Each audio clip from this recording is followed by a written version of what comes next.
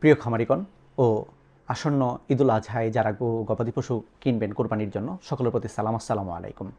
আমাদের আজকের আলোচনার বিষয় হলো যে কোরবানির জন্য কেনা সুস্থ ও অসুস্থ গবাদি পশুর লক্ষণসমূহ এবং এই সময়ে যে ধরনের সমস্যাগুলো উদ্ভূত হতে পারে সেগুলোর প্রাথমিক চিকিৎসা। তো আমরা আসলে কিভাবে চিনব যে একটি গবাদি পশু সুস্থ কিনা, সেটা হলো আপনি একটু চিন্তা করুন। যখন একটা ষাঁড় গরু দেখবেন, সেখানে তার প্রথমে গিয়ে দেখবেন চোখের দিকে, চোখ তাকাবেন, দেখবেন যে চোখ খুব সুন্দর এবং বড়, স্পষ্ট স্পষ্ট। তো চোখের পরে যখন দেখবেন আপনি মাজলটা, তখন দেখবেন সেখানে শিশির দানার মতো, অর্থাৎ পানি একটু আছে, শিশির দানার মতো। কানের দিকে তাকাবেন, কান নাড়াচাড়া করবে সুস্থ প্রাণী। সেই সময় আপনি যখন পিঠে হাত দিবেন একটা প্রাণীর, তখন দেখবেন সে নড়াচড়া করতেছে, স্বাভাবিকভাবে নড়াচড়া করতেছে। যখন লেজের দিকে খেয়াল করবেন যে তার গায়ে যখন মশামাছি বসবে, তখন সে সুস্থ প্রাণী সেগুলো দিয়ে নাড়াচাড়া করবে। তার চামড়াগুলো সুন্দর হবে, লুম সুন্দর চকচকে হবে। আর একটা জিনিস না বললেই নয়, যখন আপনি একটি প্রাণীর সামনে খাবার দিবেন, তখন সুস্থ হলে সে খাবার খাইতে যাবে।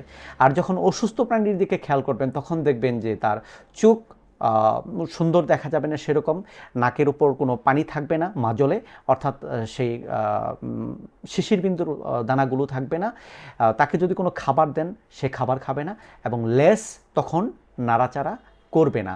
কানের দিকে তাকাবেন, সেটাও করবে না এবং পিঠে হাত দিলেও দেখা যায় যে সে মুভ করবে না খুব বেশি একটা, অর্থাৎ তার শরীর যদি অবসাদগ্রস্ত থাকে সে এগুলোর প্রতি রেসপন্স করবে না।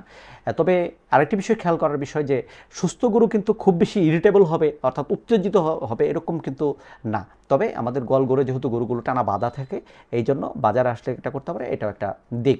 তো আমাদের এই বিষয়গুলোর পাশাপাশি খেয়াল করতে হবে যে গরুর গায়ে বিভিন্ন রকম রং করা থাকে কিংবা আর্টিফিশিয়ালি কোনো ধরনের যদি কোনো জিনিসগুলো ব্যবহার করে থাকে, সেগুলোর প্রতি আমাদের খেয়াল রাখতে হবে যে গরুর শরীরে বিশেষ কোনো ত্রুটি ঢাকার জন্য তারা চেষ্টা করেছেন কি না, সেগুলো খেয়াল করতে হবে। তো আমাদের এই সময়ে গরুতে যে সমস্যাগুলো হতে পারে, সেটা ট্রান্সপোর্টেশনের কারণে ব্যথা পেতে পারে। ব্যথার জন্য মেলক্সিকাম টাইপের ওষুধগুলো আপনারা ব্যবহার করতে পারেন।